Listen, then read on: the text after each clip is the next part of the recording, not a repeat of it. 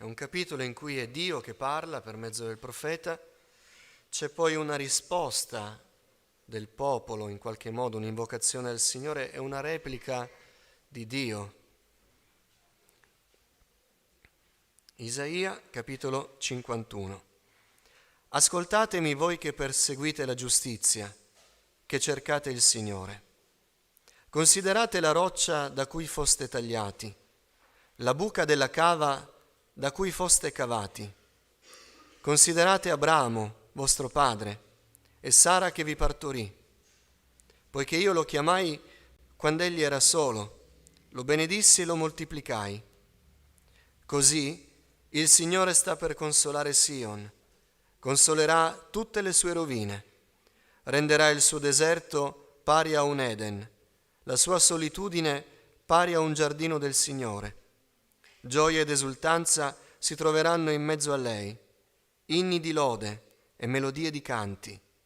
Prestami attenzione, popolo mio.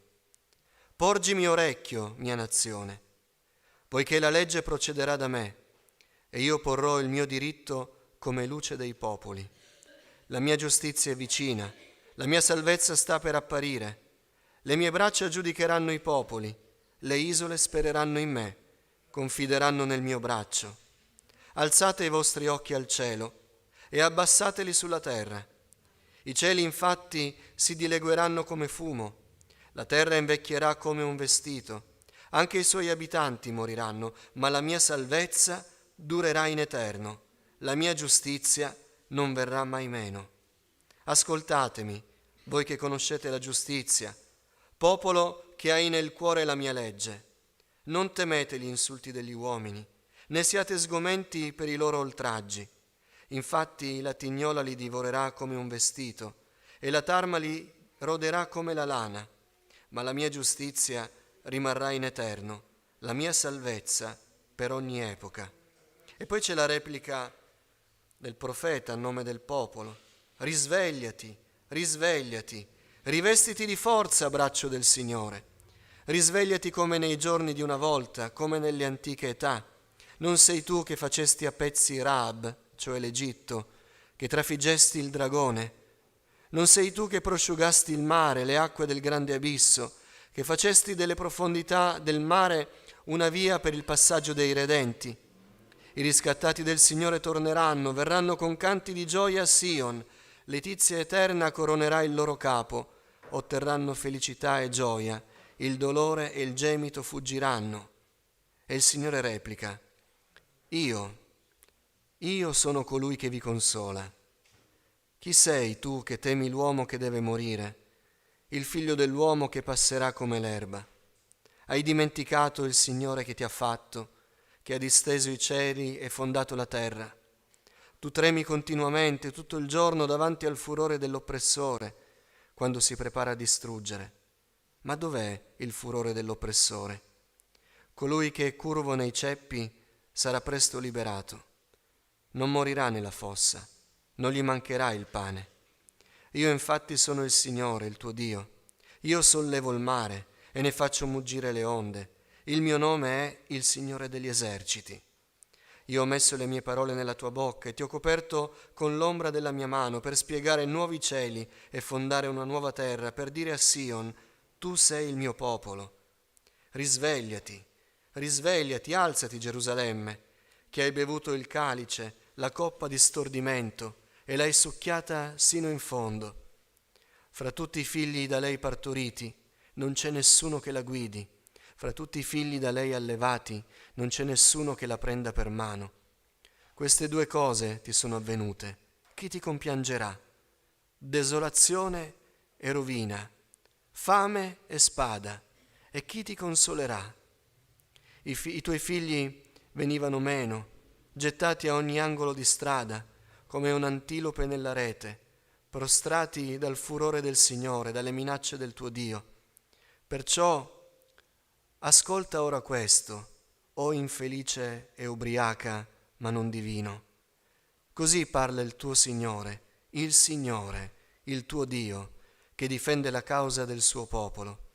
Io ti tolgo di mano la coppa di stordimento, il calice, la coppa del mio furore, tu non la berrai più, io la metterò in mano ai tuoi persecutori che ti dicevano chinati che ti passiamo addosso.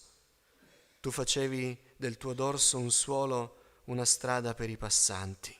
Preghiamo il Signore. Signore, grazie, perché tu ci chiami e ci richiami, Signore. Signore, grazie perché tu non ti sei distratto dalla nostra vita. Grazie, Signore, perché il tuo occhio è su di noi e anche quando noi non comprendiamo, anche quando ti chiediamo cose per cui tu hai già parlato, tu sei pietoso con noi e continui a chiamarci a te. E ancora questa mattina, Signore, attraverso questa parola, parlaci, chiamaci a te, Signore, richiamaci, Signore, a quelle promesse di liberazione che tu hai già fatto per noi. Signore, facci uscire tutti da questo luogo, ripieni di gioia per aver udito la tua voce. E aiuta me, Signore, perdona i miei peccati. Apri la mia mente, riempimi di Spirito Santo, Signore, perché io possa predicare la tua parola e non la parola di un uomo. Te lo chiedo con tutto il cuore, nel nome di Gesù. Amen. Potete accomodarvi, fratelli. Questo capitolo si spezza in due dalla replica di Israele, che dice al verso 9: risvegliati, Signore, risvegliati, rivestiti di forza, braccio del Signore, risvegliati come nei giorni in cui liberasti il tuo popolo dall'Egitto. E il Signore replica, è quasi a richiamare la loro attenzione, e poi il Signore a dire, usando le stesse parole: risvegliati tu, smetti di bere un calice di stordimento, perché ti sto ripetendo quanto ho detto poco prima. È Dio che chiama all'attenzione il suo popolo. Questo capitolo è pieno di ascolta, gli ascolta di Dio, è pieno di richiami. Ascoltatemi, considerate Abramo, ascoltatemi, prestami attenzione, popolo mio, porgimi orecchio. Nel nome del Signore, fratelli, tutti insieme questa mattina sgombriamo la nostra mente da ogni pensiero, da ogni sentimento, perché il Signore ci sta richiamando l'attenzione, dice: ascoltami, prestami attenzione. Ogni tanto mi capita, quando la mente è piena di cose, sono avvenuti avvenimenti forti, che non ce la fai a concentrarti, non ce la fai a essere attento a un discorso. A volte guardi nel vuoto, sembra che stai guardando una persona ma in realtà non la stai guardando, sembra che stai leggendo un testo ma in realtà non lo stai leggendo, perché la testa è piena. E magari tu scorri anche le righe del testo che leggi, ma non stai leggendo nulla, perché la testa è piena di pensieri, di preoccupazioni. E il Signore in questo contesto dice: fermati un attimo, prestami attenzione, ascoltami. E lo dice tante volte, lo ridice poi con le parole stesse di Israele: hai dimenticato? Io ti ho parlato, risvegliati, rialzati, considera, ascolta, dice il Signore. Ascoltiamo questa mattina il Signore, prestiamo attenzione, ascolta ora questo. Dio ci richiama all'attenzione, come stava richiamando un popolo che era stordito dalla prova, era stordito dallo scoraggiamento, era stordito dalla disperazione. E Dio, che sapeva che non riusciva a venirne fuori, come un padre benevolo, come un padre attento, premuroso e anche paziente, perché nella loro difficoltà, nella loro preoccupazione, gli israeliti contestavano il Signore, oppure pregavano, come nel verso 9, il verso 10, il verso 11, come se Dio non avesse parlato. Signore, parla, Signore, intervieni, ma aveva appena parlato il Signore. E Dio, come un padre paziente, è ancora lì a dirgli: ascoltami, sono qui, ti sto parlando. Inizialmente Israele non ascoltò, allora Dio riprese la parola con maggiore determinazione. E questa mattina forse qualcuno è venuto qui, stordito dai pensieri, dalle preoccupazioni, da che cosa sarà di lui, di lei, o della propria famiglia domani.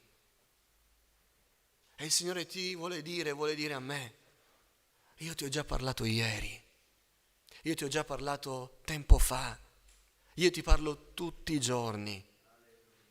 Ora te lo ripeto di nuovo, prestami attenzione, prestami attenzione. Ricordo un po' di anni fa, non ricordo il motivo di questo cantico.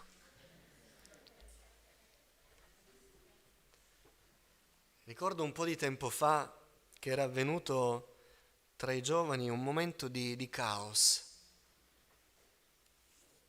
e sembrava veramente un momento di follia generale, perché tutti improvvisamente si erano messi a litigare uno contro l'altro, ma non a fazioni, non due blocchi contrapposti, tutti contro tutti. E io ero lì che non riuscivo a capire il perché di quella miccia che si era accesa.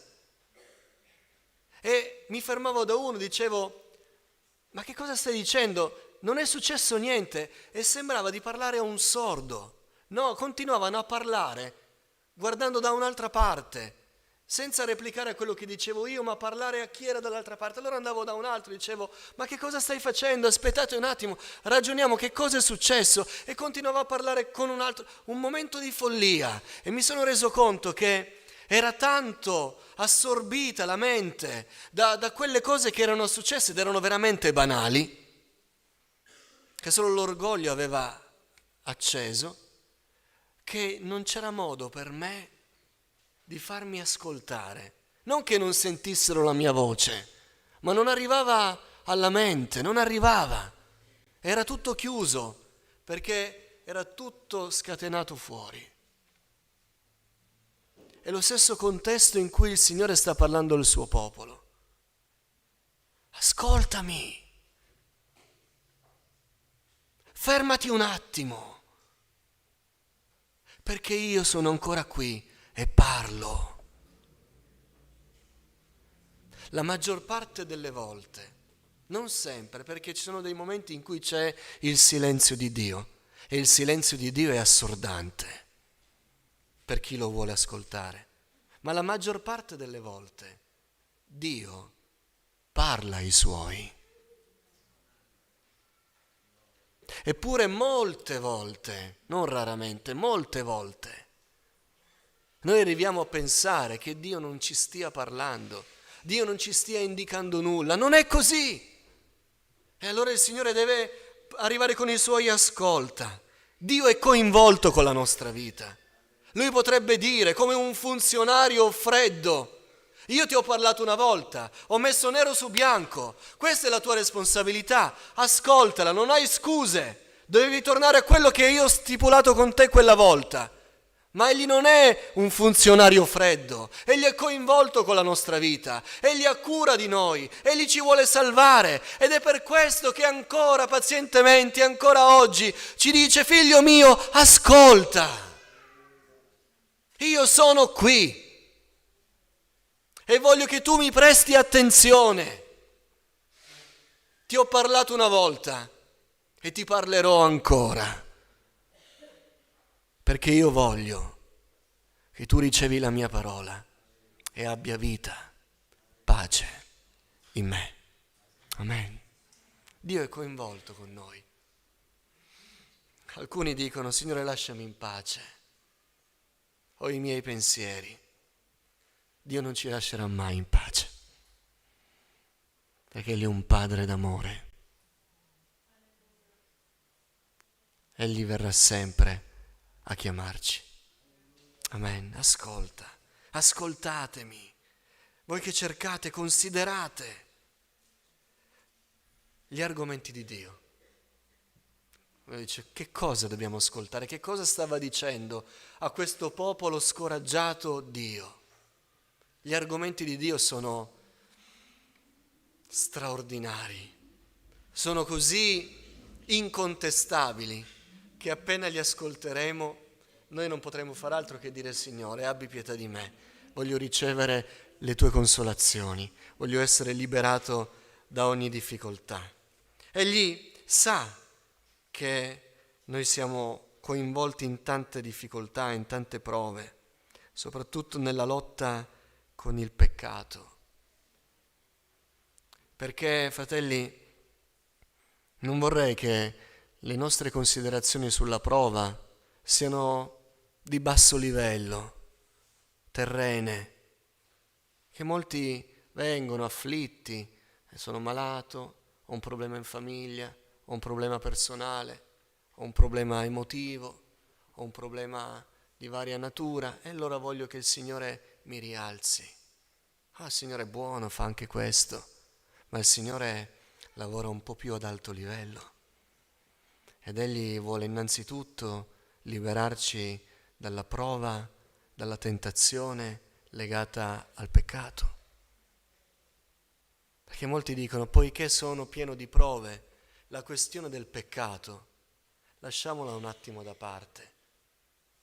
Non ci dimentichiamo mai che se la questione del peccato nella nostra vita non è risolta, noi potremo risolvere tutti gli altri problemi e siamo ancora in un mare di guai.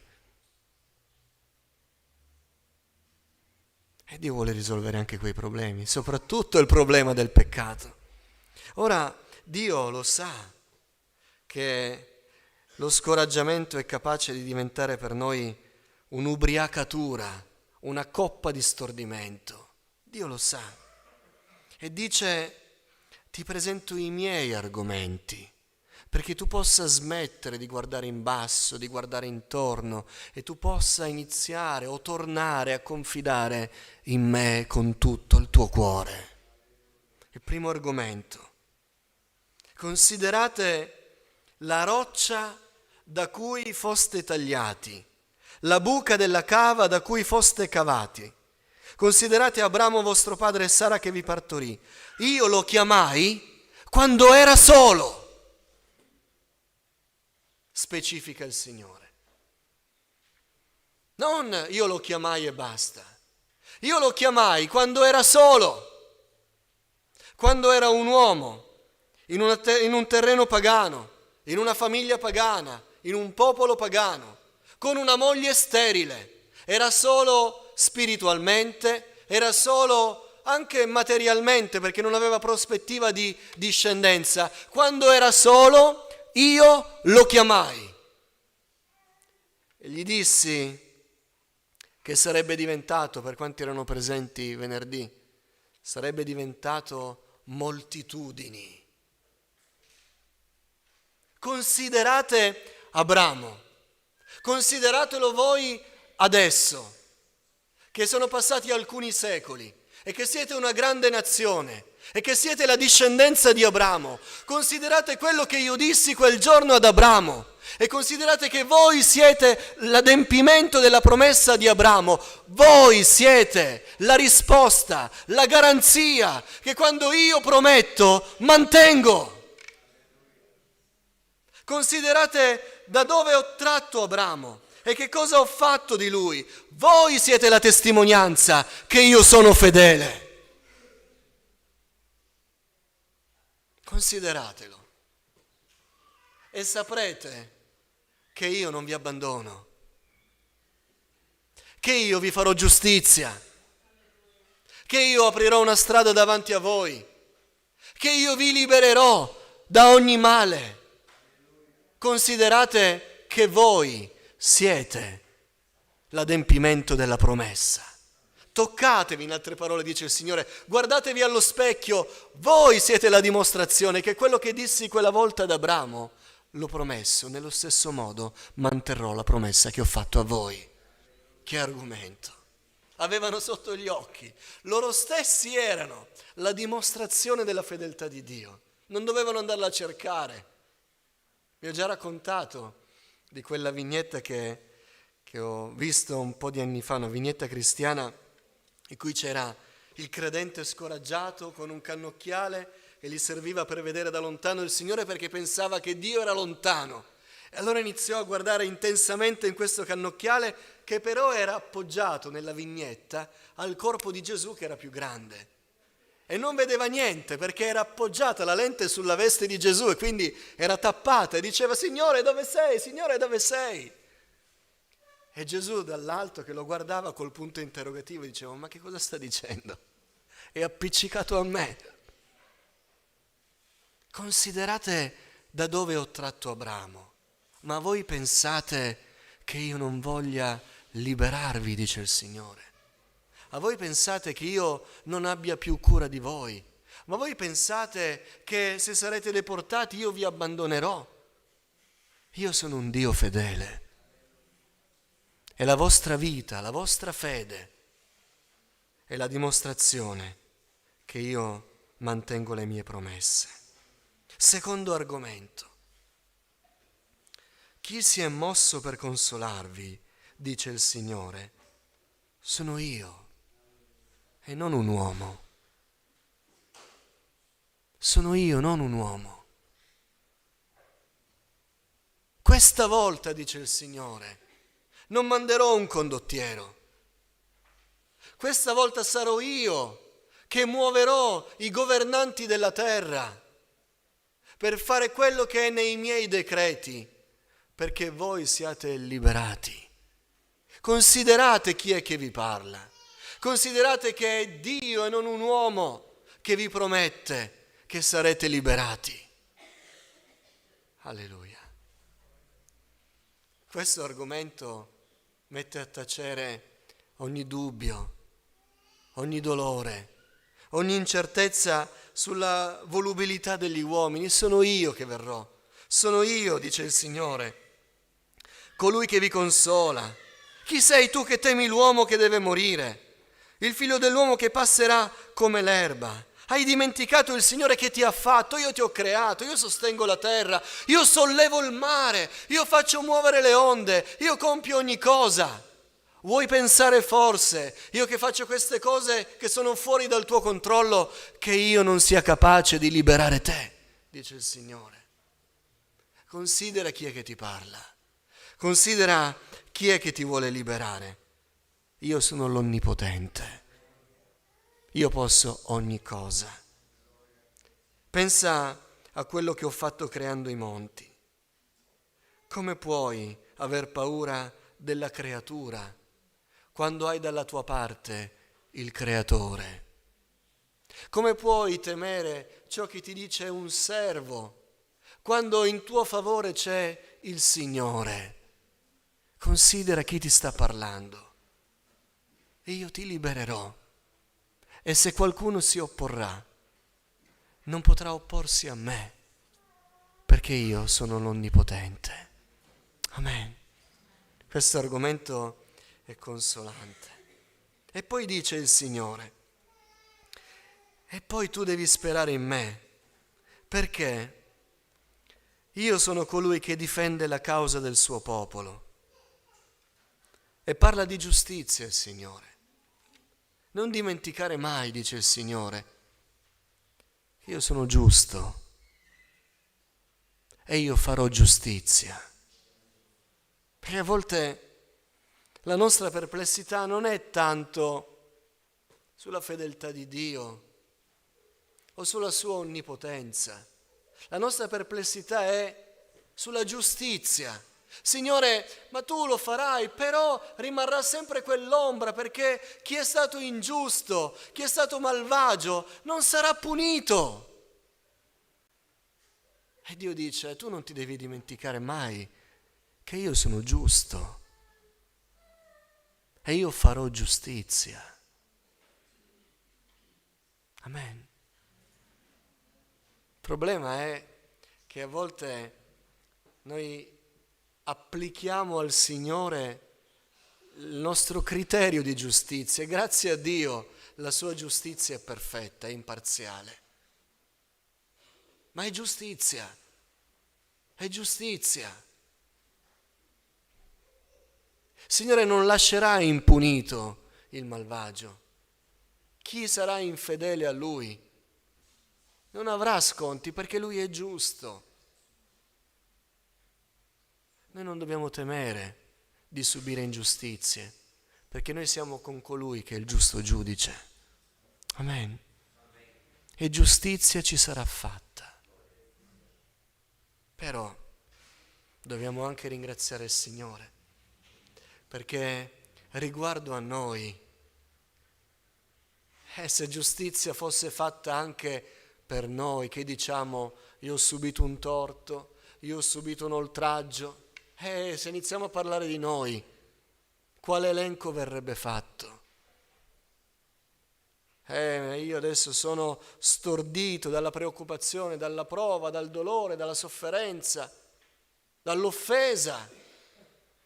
E se il Signore dicesse, ma tu vuoi conoscermi davvero come Dio giusto? Devo dirti forse che ti ho visto ieri, come disse Gesù a Natanaele, io ti ho visto quando eri sotto il fico. Devo dirti forse che ti ho visto l'altro giorno, quando ho dovuto voltare lo sguardo perché mi sarei vergognato della tua condotta. Vuoi parlarmi veramente di giustizia, dice il Signore?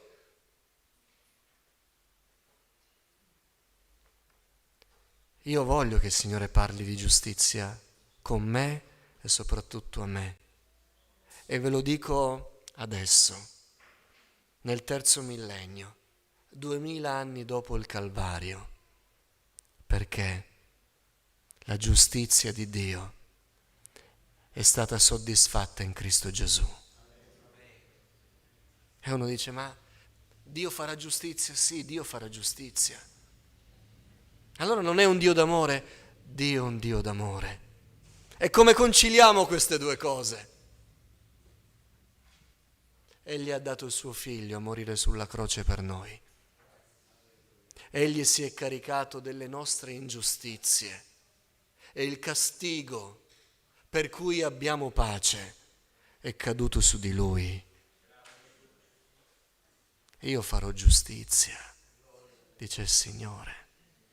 E questa mattina, se c'è qualcuno che lo Spirito Santo sta pungolando nel cuore, dicendogli che davanti a Dio, non davanti agli uomini, ma davanti a Dio, è un peccatore, è una peccatrice, vorrei dire due cose.